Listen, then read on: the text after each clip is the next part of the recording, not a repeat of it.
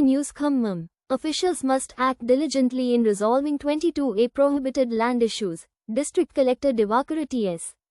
District Collector Divakara T.S. suggested that officials should act in a foolproof manner in resolving the issues of 22A prohibited lands. He ordered that every survey number in the 22A list should be thoroughly examined with the related revenue records, and the details should be verified as per the actual ground conditions.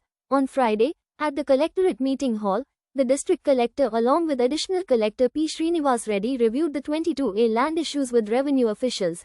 Speaking on the occasion, District Collector Divakara T.S. said that some lands are being identified as being in the 22A prohibited list at the time of registration.